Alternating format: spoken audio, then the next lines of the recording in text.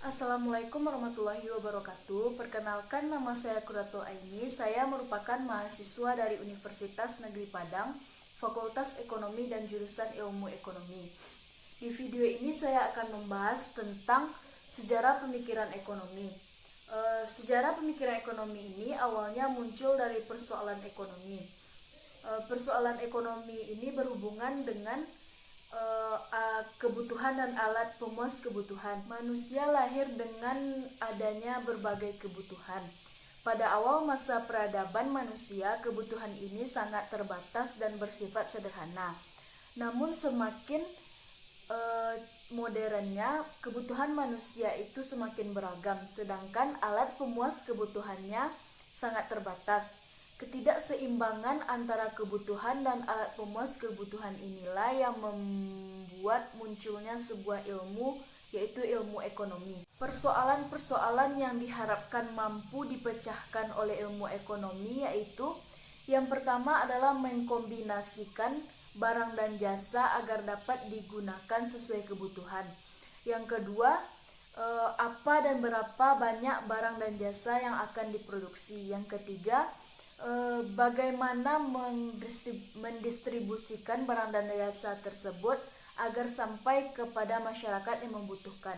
Yang kedua yaitu batasan. Dalam bahasa Yunani, ekonomi ini berasal dari kata oikos, yaitu rumah tangga, dan Yunani aturan atau kaidah. Dapat kita sederhanakan, ekonomi itu adalah aturan rumah tangga. Ilmu ekonomi adalah ilmu yang mempelajari bagaimana tiap manusia atau rumah tangga memenuhi kebutuhan hidupnya. Atau definisi yang lebih populer adalah salah satu cabang ilmu sosial yang khusus mempelajari tingkah laku manusia atau suatu kelompok masyarakat dalam memenuhi kebutuhannya yang relatif tak terbatas dan alat pemuas kebutuhannya yang sangat terbatas. Manusia hidup dalam suatu kelompok masyarakat yang keseluruhan membentuk sistem. Sistem ekonomi adalah interaksi antara unit-unit terkecil, yaitu konsumen dan produsen, ke dalam unit-unit terbesar dalam suatu negara. Sistem ekonomi yang dianut oleh tiap orang atau tiap negara tidak sama.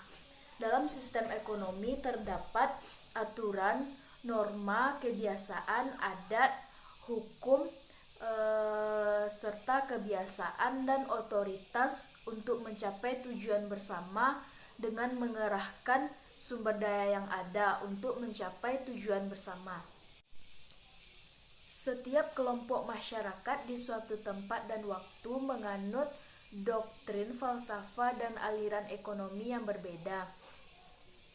Variasinya sangat banyak, mulai dari yang dikembangkan oleh Yunani kuno, fisiokrat, klasik, neoklasik, sosialisme, sampai yang terbaru yaitu ekonomi klasik baru atau yang bisa kita sebut dengan neoclassical economy. Sejarah pemikiran ekonomi secara sederhana merupakan cabang ilmu ekonomi yang khusus mempelajari perkembangan pemikiran-pemikiran ekonomi sejak masa Yunani kuno sampai ke masa sekarang, yaitu pemikiran ekonomi dari Keynes, monetaris,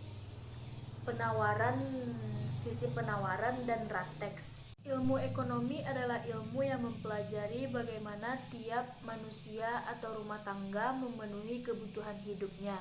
Atau definisi yang lebih populer adalah salah satu cabang ilmu sosial yang khusus mempelajari tingkah laku manusia atau suatu kelompok masyarakat dalam memenuhi kebutuhannya yang relatif tak terbatas dan alat pemuas kebutuhannya yang sangat terbatas. Yang ketiga yaitu ruang lingkup. Pada bab 1 kita akan membahas tentang persoalan-persoalan ekonomi, batasan pemikiran ilmu ekonomi, sejarah serta sistem ekonomi, dan ruang lingkup serta manfaat mempelajari perkembangan pemikiran-pemikiran ekonomi. Pada bab 2 kita akan membahas tentang pemikiran tokoh pada era klasik. Sedangkan di bab 3 kita akan membahas tentang pemikiran tokoh utama pada era klasik, yaitu Adam Smith. Pada bab 4 kita akan membahas tentang pemikiran dari tokoh klasik lainnya selain Adam Smith. Pada bab 5 kita akan membahas tentang pandangan dan pemikiran tokoh-tokoh aliran sosial sebelum Karl Marx. Pada bab 6 pembahasan dilanjutkan dengan mengetengahkan pemikiran sosialis tokoh yaitu Karl Marx. Pada bab 7 diuraikan berbagai pemikiran dari tokoh sosialis lainnya yang merupakan uraian dari Marxisme.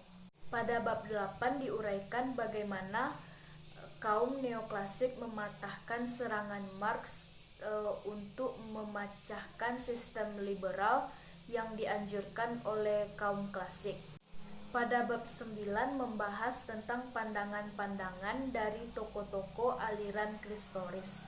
Pada bab 10 membahas mengenai pemikiran-pemikiran dari tokoh-tokoh ke aliran lain atau yang disebut dengan aliran kelembagaan atau institutional economics. Pada bab 11 membahas mengenai pandangan-pandangan dari tokoh-tokoh aliran modern yaitu Keynes.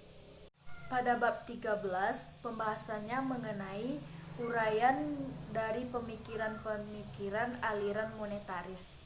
Pada bab 14 pembahasannya mengenai pemikiran-pemikiran dari sisi penawaran. Pada bab 15 dibahas mengenai pemikiran-pemikiran dari aliran ekspektasi rasional atau rateks. Bab 16 merupakan penutup yang akan melihat ke belakang dan menyarikan pemikiran-pemikiran lain yang telah dibahas dari bab 1 sampai dengan bab 15. Pembahasan yang keempat yaitu manfaat dari mempelajari sejarah pemikiran ekonomi. Setelah kita lihat dari awal bab sampai akhir bab, terjadi revolusi pemikiran ekonomi yang memperlihatkan sudah banyak terjadi perubahan dari pemikiran-pemikiran ekonomi. Perubahan dalam dasar pandang ekonomi bisa berlangsung smooth dan kerap kali bisa berlangsung secara revolusi yang menyebabkan perubahan yang radikal. Dengan mempelajari sejarah pemikiran ekonomi, kita akan kerap kali mengetahui dari mana asalnya teori-teori ekonomi dan bagaimana caranya mengatasi kehidupan melalui pemikiran ekonomi. Semua teori-teori tersebut diperlukan dalam menghadapi masalah-masalah ekonomi yang terjadi di dalam rumah tangga maupun untuk negara, yang akan berguna bagi masa sekarang dan di masa yang akan datang. Sekian dari saya, jika ada kesalahan mohon dimaafkan. Assalamualaikum warahmatullahi wabarakatuh.